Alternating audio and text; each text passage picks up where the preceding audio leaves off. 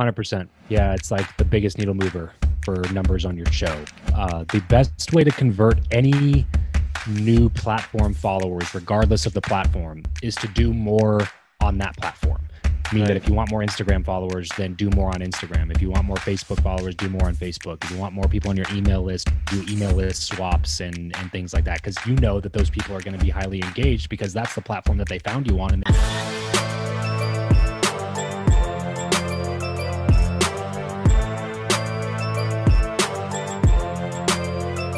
Hey guys, this is Avi Arya, father of 2 girls, 6 dogs, husband to a superwoman, a streetcar racer turned hotelier, now social media marketer and founder of Internet Moguls. Welcome to my channel. So my name is Avi Arya, father of 2 girls, 6 dogs, husband to a superwoman, streetcar racer turned hotelier, now social media marketer and founder of Internet Moguls. Travis, this is my 10-second hero introduction. What would be your introduction? well, I mean, I feel like it's going to pale in comparison to the guy who came up with the 10-second hero introduction, but I'll give it my best shot. Let's do it. So my name is Travis Chappell. I am a husband and I am a father to a 2-month-old and a 20-month-old. I am a former ministry person turned door-to-door sales guy turned podcaster and now a software founder. How's that? That is fantastic. You know, off late, they always say that you attract people based on the energy that you're vibrating with. For whatever reason, I've been attracting a lot of people on my show who are current or ex-ministry people. So thank you for your faith in everything. So Travis, tell us, so you're in Vegas and you said it was snowing last week. And tell us a little bit about your rituals. Like, how does your day look like with a 20-month-old and a 2-month-old? You know, you still look fresh and healthy. And how does your day look like? Yeah, it's a facade, man. It's all a facade. So I was always a guy that liked to sleep in. I've always loved my sleep. I was always really tired. It seemed like in high school and college, and I fell asleep driving all the time. I had to pull over on this. I don't know how many times in college I had to pull over on the side of the road and take a 10-minute nap. I've just always been somebody that loves sleeping. So I've never been an early riser, but when I had my kids, it just got to the point where I was running a business. And then before I had my daughter back in October, I just launched my software. I had my other podcast coaching and course business. And so I'm launching a software company. We have our second kid. And at that point, I was just like that. I saw the writing on the wall, luckily, before our daughter came. And so I ended up doing a program from Andy Frisella called 75 Hard. And I started doing that before my daughter came because I was like, if I don't get these rituals and get this discipline in order right now, it's going to be 10 times more difficult to try to make it happen after we have her. So I basically just started getting up at 4 a.m. every day and started going. First thing I do is go straight to the gym. And I sit in my car and I try to read. I like to read at the gym parking lot because it gets me out of my house. If I try to read at my house, like on the couch or something, I know I'll just lay down on the couch and go back to sleep. So I love that. I get out of the house. Yeah, I get out of the house and I take my pre-workout on the way to the gym so that caffeine starts pumping into my system a little bit before my workout comes. And by the time I'm done reading, I'm ready to go in and get a good workout in. And then I work out, come back home, do all the morning stuff that you got to do once you're done working out, shower, change, get ready, all that good stuff. And then sit down with my journal and look at what I have to do for the day. And then my wife goes to the gym and it's my turn to watch the kids for a couple of hours. So from 7 to 9, I usually am at home with a cup of coffee, doing some things that don't require a lot of intentional focus, like I can answer some emails or whatever while I watch my daughter and play with my son or whatever, if he happens to be up yet. And so I do some non-focused task work that's just kind of like do some social media, do some emails, do a little bit of this, a little bit of that. And then my wife gets back around 9, she showers, gets ready for the day. And then from there I can get to work on some of my projects and stuff. That is fantastic. I learned so much in the last 5 minutes. Getting up at 4 a.m, taking your book with you and your coffee with you. So you're doing 3 things together. Awesome. I guess you have to with 2 babies in the house and Yeah, man, if you're not intentional about your schedule with kids and stuff, and all of a sudden it's 7:30 p.m. and you haven't done anything all day, you know what I mean? You gotta be intentional about it, or else other people are going to be intentional about taking it from you. You know. Lovely. Be intentional about your day, your focus, and how you plan it. Fantastic. So, tell us about, how did you get known as the podcasting guy? I mean, how did the podcasting journey start? Sure, it's a good question. I started back in 2016 listening to podcasts. So it was a year of my life that I looked at as a really big rebuilding year, because I had figured out a couple of years before, when I graduated college in 2014, that I didn't want to be in ministry anymore, which is what I had my degree in. And I didn't know what I was going to do at that point. So I just did what I did in college, which was door-to-door sales. And so I started just going door to door and actually pushing hard at it. I did it full time, year round, and full time, by the way, for door to door. It was like 20 hours a week, maybe. So it kind of was a cool gig. I was 22, was knocking doors, making six figures for the first time ever, and Wow. working 20-hour work weeks, just knocking doors, selling stuff. And What were you selling? so that year I was selling alarms. I started off selling solar, and then I started selling alarms door to door. Can I ask you, do you really have to believe in every product that you sell, or now looking, but let me ask that Travis who started then, and then this Travis, do you really have to believe in the product? 100%, man. Yeah, I tried after that. There was a little bit of an in-between period after I got into like listening to podcasts and diving into personal development and stuff, where I tried to start making a little bit of extra money, because I literally stopped working. So after the year that I sold alarms, I made six figures, but I was just like, I didn't like the future version of what that looked like. When I didn't want to look at 32-year-old Travis and still be a door-to-door salesperson. And not to talk trash on that industry, I have several friends that have made millions of dollars selling stuff door to door, and I'm not talking trash about it at all. Just for me personally, I didn't want to be doing it. So I took a pivot. I stopped working, because if you're not when you're doing 100% commission sales, you can't half-ass it. You know what I mean? Like it's not like a 9 to 5 where I could just show up to my cubicle and do my job ish and still get a paycheck on Friday. Right. If you're not there, if you're not selling, like you don't get paid, So I stopped doing it, and I started jumping into personal development for the first time, like books, audiobooks, first time that I rolled on podcasts. And so in that time period, I wasn't working at all for like 6 months, and I was just kind of lucky. My wife went back to work and started working, and then we cashed out on a real estate deal that we were in to give us a little bit of runway. And I was just trying to figure out what I was going to do with my life, essentially. And then a buddy of mine was selling outside sales for Home Depot. It was 100% commission as well. Almost every sales job I ever did was all 100% commission.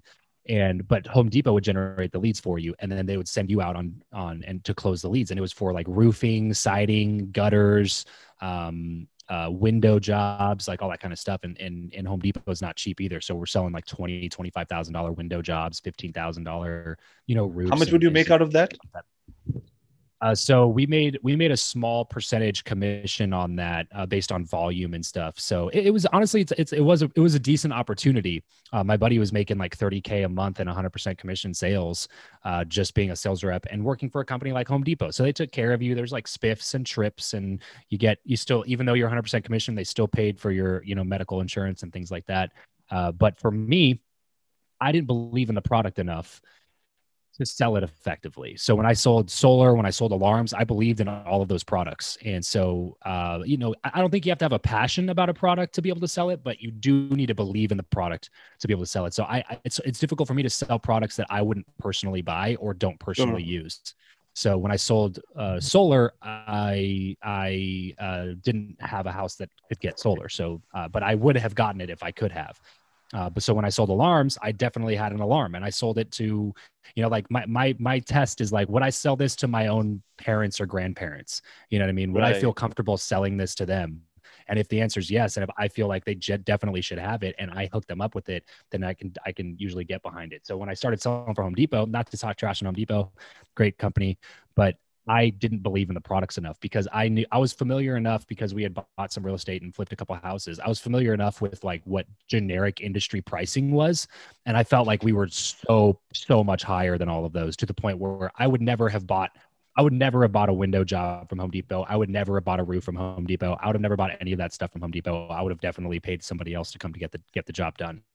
So it was really difficult for me when I got in those sales situations. As soon as objections would come up, I would peace out. And as you know, if you can't overcome objections, you're not going to make good money in sales. That's the difference between a sales rep that makes 70K a year and a sales rep that makes $250,000 a year, is overcoming objections. And so I couldn't get behind the product enough to overcome it. When somebody was like, "Oh, that's really expensive," I would just be like, "Yeah, you're right." You know what I mean? Like, that's a good point. Like we would be $4,000. If I'm quoting a $12,000 window job, and this other company that came in, like Lowe's, right? It wasn't like it was just these crappy companies that were totally bad quality. It was like, we're competing against Lowe's, and they're selling this same exact job for $8,000 that I'm gonna have to charge $12,000 for. If it were me, I would also go with Lowe's. You know what I mean? So I don't know how to overcome objections like that. It's not in me to do it. So I don't know. That's a really long answer to your question, but the answer is no. I can't sell something I don't believe in. No, it's the long answer helps so many people who are listening to this right now. So, and people who are listening to this, if you actually, you learned so much from the last 2.5 minutes, drop in a comment. What's that one thing that you learned? Should you go with your heart or not when you're selling a product? Excellent. So how did you get known? How did podcasting start happening for you? So during that year, when I was just consuming podcasts and stuff like that, I eventually got to the point where I heard a guy, his name is John Lee Dumas, runs a really popular podcast called Entrepreneur on Fire. And I was listening to a show, and he was talking about, hey, you should podcast. If you ever thought about podcasting, go check this out.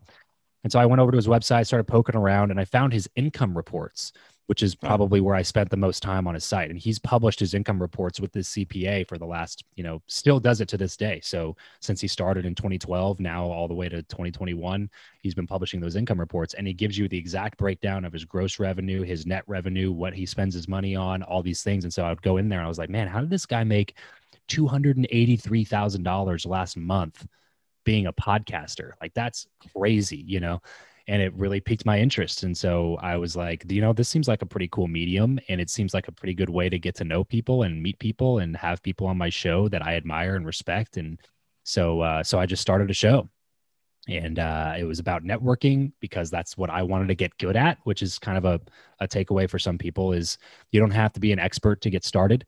You just got to, talk about something that you're interested in learning more about, and then go interview people who are good at that thing. And then you can kind of be the person that helps other people discover more about that thing that you're also learning about. So I started learning about networking in a really big way, because I started doing 3 interviews a week when I started my show, and it was all about how to build relationships better. And so when you take on the identity of somebody who's leading the conversation in networking, you start taking the actions that somebody who's in that position should take, meaning that I started reading the industry books, and I started, whenever an article would pop up on relationship building, I would read it. And whenever there was a speech on networking, I would listen to it. I started to really soak into a lot of those principles and practices on how to build relationships better. And it ended up going pretty well with my show, and got me in front of a lot of people that honestly at the time shouldn't have given me the time of day, but for whatever reason they did. And so people started kind of asking me about it and said, hey, can you help me start a show? And that's when it kind of clicked with me, because I was really trying to sell networking products. Like, I was trying to sell a networking course and coaching and stuff, but it just wasn't taking off very much. And I didn't have a clear understanding of the big result that I was going to offer people, because networking is such a long-term game that you don't know. You know what I mean? Like, you don't, like, I can't guarantee you that something's going to come out of this, but in 7.5 years from now, this connection that you made might have led to a different connection that leads to this person, that leads to this giant opportunity. But I can't say that on a sales page or a landing page or my email copy or anything, because I can't guarantee the result, because it's such a long-term game. So it was kind of a little bit difficult. I'm sure that somebody that's a brilliant marketer would be able to sell it. But I was having trouble selling it. And at the same time, people are offering me $15,000 to coach them on how to podcast. I was like, oh, this is the business. Why am I busting my ass trying to make this thing happen over here that nobody wants to buy from me, when people are like begging to give me money for this podcasting thing that I figured out? So that's when I shifted all of my attention away from anything else and started focusing on podcasting, and started making that, the core of our business, which is helping entrepreneurs learn how to podcast properly. That is fantastic. It's so from the heart. It's lovely. I love how you share your vulnerabilities, and you say, I didn't know what was happening. I was going towards networking, and then I realized this is better, and I saw the income report, because that's what we do. We look at things, and we look at a shiny object, we go after that. Sometimes that doesn't work out, but in the process, as long as you have a ritual, as long as you have that intentional focus, you make things happen. Fantastic. So for all the people who are watching right now, what would be your, like, let's say three things to get started. When, okay, I don't know John Lee Dumas. I mean, I'm talking about the audience. I hope they know them. I actually interviewed John Lee Dumas a couple of weeks ago, and that was a lot of fun. But a lot of people are like, I don't know John Lee Dumas, but I love this Travis guy. I love his family story. I love the fact that he's so chilled out. What would Travis's message be to people right now who are watching this? The three steps on how they should think about a podcast. What should be the topic? And, all you need is a mic and a phone and you can do it from everywhere, or just the three steps to get started? So the very first thing I would say is you have to understand the goal of why you're starting a show to begin with. What is the reason that you're starting a show? Is it to bring more clients into your existing business? Is it to be a lead generator for your core offer? Is it to interview people that interest you? Is it to be a hobby and something to let you escape and hang out with your buddies in the garage and talk sports on the weekends? Like what is the purpose, the main purpose of your show? I think it's super important to get clear on that from the beginning, because that's going to inform everything else, because podcasting is such a wide array of results that can happen from it. So if you're not intentional, again, we're back to that word intention. If you're not intentional about the direction that you're headed, that's how you kind of just start a show and then you end up 7 months later quitting because it never went anywhere. It didn't give you anything that you wanted it to give you because you never got clear on what you wanted in the first place. So, step number one is, what do I want this to be?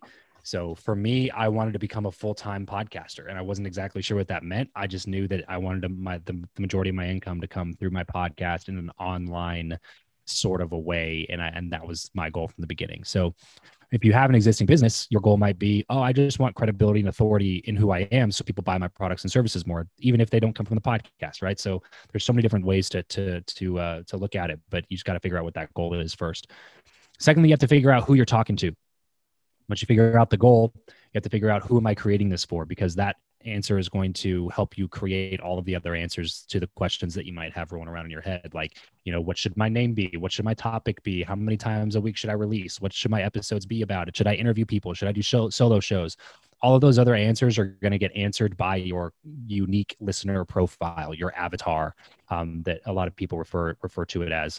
It's the person that you ideally would love to listen to your show the most, and you got to get to know that person inside and out. I always tell people, aim small, miss small. If you've ever seen the movie The Patriot with Mel Gibson, there's a scene in the movie where his the redcoats are invading his farm and they burn his house down, and he's hiding in the forest with his kids, and they're about to open fire on this platoon of redcoats.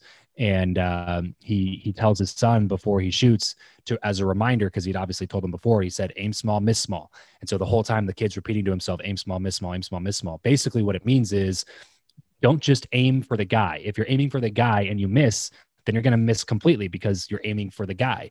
But if you aim for a button on his jacket or a stain on the sleeve, or if you aim for something really tiny that's on his person and you miss that mark, you're still going to hit him, because you might only miss that by a couple of inches. But if you aim for the guy and you miss the guy by a couple of inches, you don't hit him at all. You know what I mean? So basically, aim small, miss small. I take that into niching and targeting your audience, because I think it's really important to get extremely granular about who you want to speak to. Because if you don't hit the target every time, which inevitably is going to happen, you're still going to have a good grouping. You're still going to have the people that are around the target that you're shooting for at least share a lot of the similar qualities, characteristics, thoughts, needs, desires, wants, pain points as the ideal person that you're mapping out. So you really got to get to know who that person is. What's the goal? Who are you talking to? And then if I was going to say one other thing, I would just say be consistent. Because I could say a bunch of other things for number 3 there, but ultimately the thing that's going to be the biggest needle mover for you is just consistency, committing to creating consistent quality content for a certain period of time, whatever that's going to be. It's like, you got to make that commitment and you got to release consistently, because the number one killer of shows is lack of consistency. So if you can't like whatever episode release schedule you can commit to it and stick to it, rain or shine. You know what I mean? There was a time in my life where I was going through a lot of things personally, and I was still putting out 3 interviews a week. You know what I mean? Like that, you just got to put it out. Whatever you commit to, put it out, because that's consistency breeds trust. And the only reason to get into content creation to begin with, especially as a business owner, is to create more trust with people so that it's easier for you to be able to sell products and services and add value to the people that you're building your content for. And if you can't even be consistent in your own release schedule, then your listeners and your audience is probably going to have a little bit of a lack of trust in you. Even if it's not on a conscious level, it's almost definitely on a subconscious level. So I would say those two things, get clear on your goal, make sure you know who you're talking to, and be consistent for the long haul. I love that. I love that. You know what I took away in the last 5 minutes? Lots of notes. And nice. Also, what my biggest takeaway was that you took me back. I'd seen that movie, but I forgot it. But you actually took me back, and you told me exactly what happened, and that you missed the button and you missed the. So obviously, over years of practice and training, you become a good storyteller, and you take people in your journey, in your answers to that situation. So for all the new podcasters listening, how important is it to be, or how valuable is the skill of being a good storyteller on a podcast? I mean, how much time do you got, man? Like it's storytelling. I've learned one thing I've learned a lot is that if you can get good at skills that are really difficult to master, but are huge needle movers, then you can have success that most people will never see.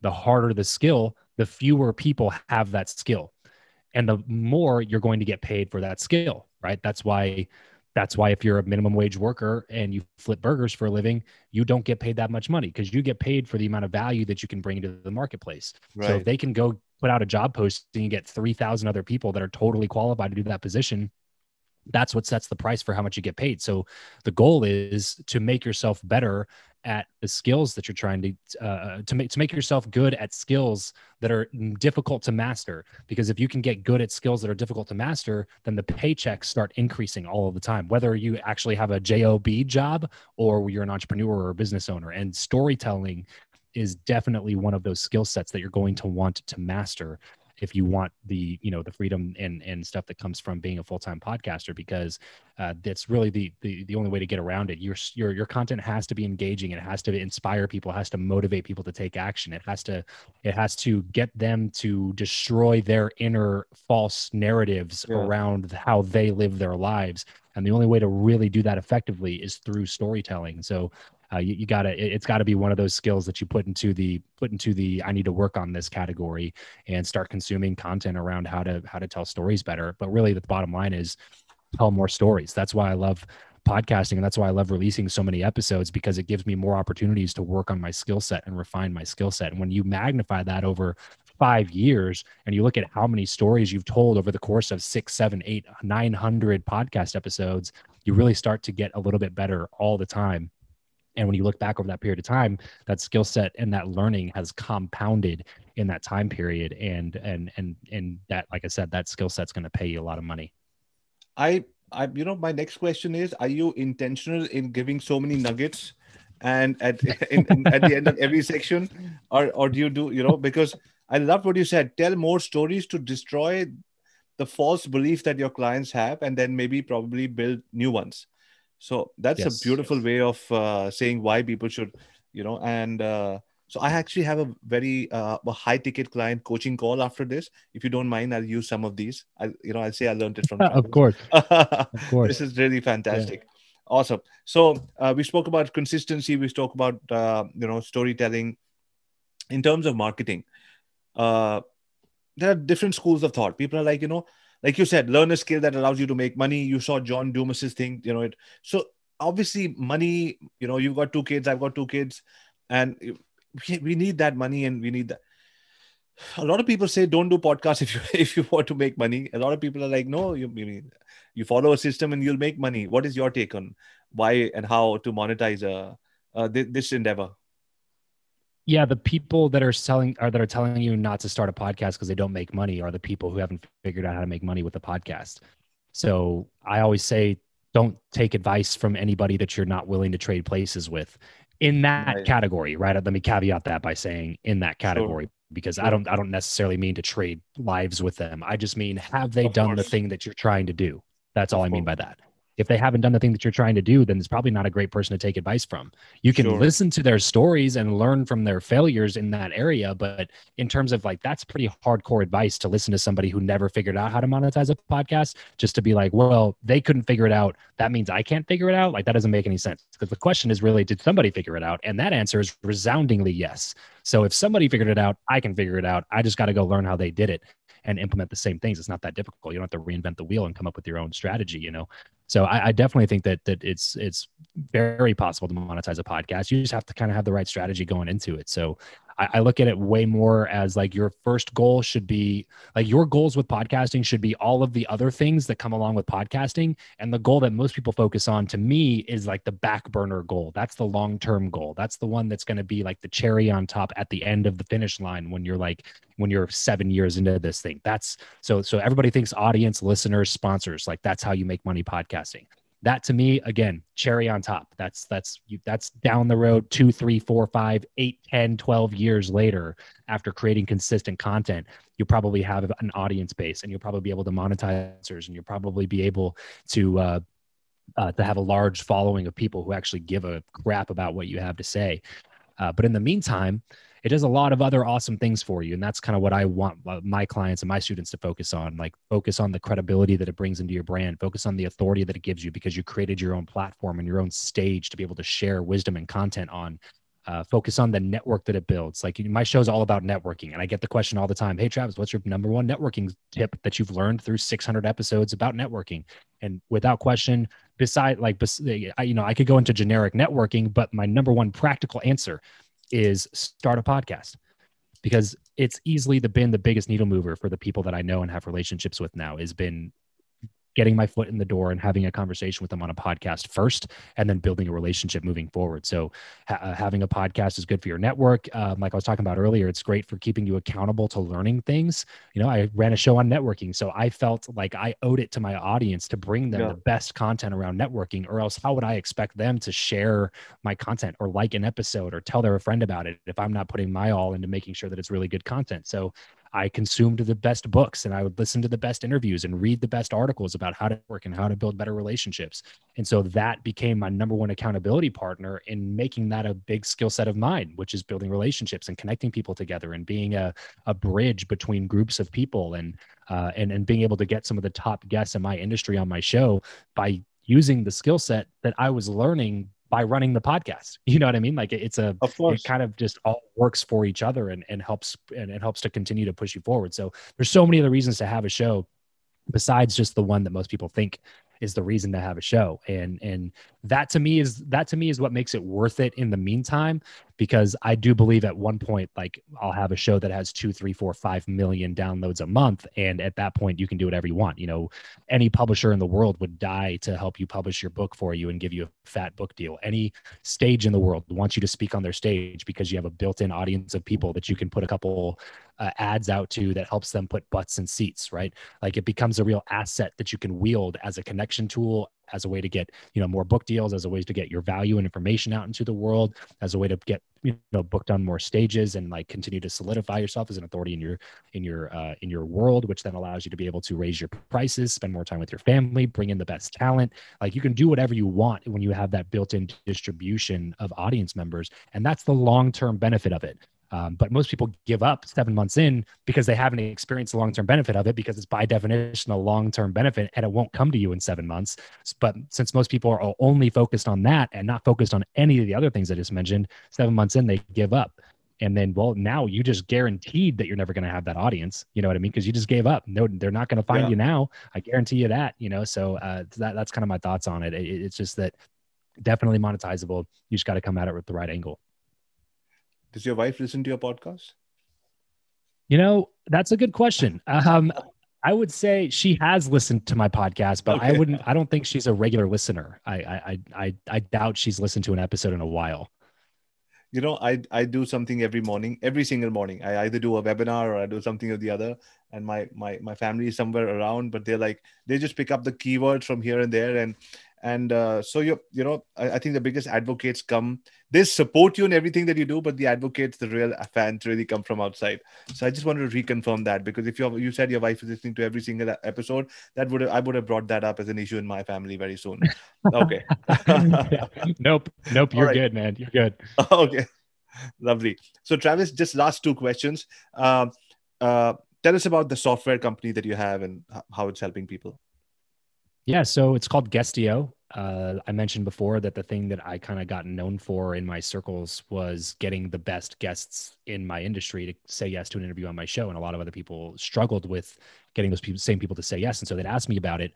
And the real answer is it just takes a lot of hard work, a lot of cold reach out, a lot of persistence, and a lot of follow up. That's the real answer.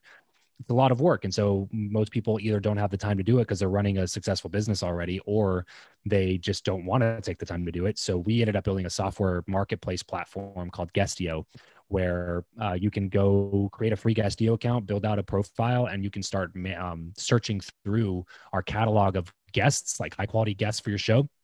There's a whole paid marketplace. There's a whole free marketplace. You can go on there, start booking people totally for free right now. It's free to set up an account. It's free to book people that are free. And then some people will have a price associated with the interview if they're, have more demands on their time or have a crazy schedule. So you can go on there and book some of those people as well. But it ends up kind of being that shortcut because, it took me months to get some of the people that are on Guestio right now for $300 for an interview. It took me months to get them to say yes. Whereas you can go to Guestio right now, pay them $300 and get them to say yes immediately. So there's definitely some time efficiency and shortcuts that we've built into the site. That is fantastic. We're going to link up the Guestio and the registration page and all the details in the description, because I genuinely believe when people are watching this episode, it would be incomplete if you didn't actually go and check out what this can go do for your podcasting journey. Also, we have 126,500 people on our email list. We're going to blast this out to everyone. Let them know that there's a service like that exists, and there's a very cool family man behind the project. So that'll be a nice, sort of add a touch to it. So what about for me to grow my podcast? Is it also advisable that I be on other people's podcasts? 100%. Yeah, it's like the biggest needle mover for numbers on your show. The best way to convert any new platform followers, regardless of the platform, is to do more on that platform. Meaning that if you want more Instagram followers, then do more on Instagram. If you want more Facebook followers, do more on Facebook. If you want more people on your email list, do email list swaps and things like that. Because you know that those people are going to be highly engaged because that's the platform that they found you on and they engaged on it to find you. It's the same thing with podcasts, and maybe even more so because none of the other platforms connect directly with podcasting like they do from a Facebook ad to your email list. It connects properly. It integrates extremely well, but it's not super easy to get podcast listeners to translate from Facebook or Google ads. So the best way to grow your show is by getting on other podcasts, because that's the only real way that you know somebody's an engaged podcast listener is if they listen to your show, if they found you after listening to you on a podcast. And plus, like the people that listen to your show, Avi, like, they like you, they trust you, they know you, right? So if you're bringing me on and telling your audience, hey, this Travis guy is legit by bringing me on, and if anybody from your audience goes, hey, I'm going to go check out Travis's show because I like him, then they're like that know, like, trust ascension happens almost immediately. So the traffic that comes from the podcast by being a guest on podcasts, it might not be, it will pale in significance to some of these other, traffic sources in terms of the volume of numbers. But in terms of the quality of the person that actually sticks with you and becomes a true like listener and fan of your show, that quality is going to be so much higher than any other platform, because it's such a deep level, intimate platform. Like somebody's still listening to this interview. We've been going for 45 minutes, like over a half hour talking. So they've gotten the chance to really get to know who I am. And if they don't resonate with me, they're not going to check out any of my stuff, which is fine. But if they do resonate with me, they're really going to like my stuff because they already know that they like me. You know what I mean? Like they didn't just see an ad pop up with a picture and they go, do I like this Travis guy? Let me do some research. It's like, well, they've listened to me for 45 minutes. They probably have a good understanding of whether or not they're going to resonate with me and my message. Right. So by this point, they've already kind of made that decision. If anybody comes over, even if it's only 5 people, those 5 people are probably way higher quality than running an ad campaign and getting 100 people to sign up your email list. You know what I mean? So it's one of the most effective ways, I think, to build an active and engaged audience. Lovely. On that note, Travis, if people, when people, the people who want to listen to you, where should they go and which are the channels they should follow you at? Yeah, I mean, the podcast is great. I put out 4 episodes a week. A lot of it's around networking, relationship building, and bringing on amazing guests to talk about those conversations. So you can find it at travischappell.com/BYN for Build Your Network. And it'll pop up, 4 different links that you can go check out if you're an Apple user, or Android user, or whatever. So travischappell.com/BYN for the podcast. Lovely. Fantastic. This was an amazing journey. We still have 5 minutes, but I want to save that to have a private conversation with you after this. There was so many golden nuggets. 1, 2, 3, 4, 5, 6, and 7. So thank you very much. This has been fantastic. I normally have 2 or 3, but then I have so many. And like I said, I have a coaching call after this. So I was like, wow, the way you explain things about how the story, how to be intentional, and the aim small, miss small. Loved all of those. And so, Travis, this has been fantastic. I hope to stay in touch. This was fantastic. We learned so many things. We're going to summarize it, talk about your software over here, talk about everything that you've done so that more people in our community can connect with you. I would highly, highly recommend everybody who's watching this. I'm also going to be playing this in our Thursday entrepreneur calls where we have 200 entrepreneurs coming every Thursday, 7:30 a.m. Vancouver time, 9 p.m. India time, logging in. It's part of our membership community. And we either bring in a live guest or we bring in a recording. So this recording is definitely going to be played in one of the Thursdays in February itself. So all of you people, if you're watching the recorded version, once again, go to the link, follow this gentleman. I have a very strong feeling you're going to love the family man behind the scenes and the podcaster. And if you're wanting to start your podcast journey or any entrepreneurial journey, you have to choose your route. And I think the podcast route through Travis would be highly, highly recommended. I would definitely endorse this gentleman. Thank you all for watching this. My name is Avi Arya, father of 2 girls, 6 dogs, husband to a superwoman, a streetcar racer turned hotelier, now social media marketer and founder of Internet Moguls. Signing off for now. Thank you, Travis. Appreciate it.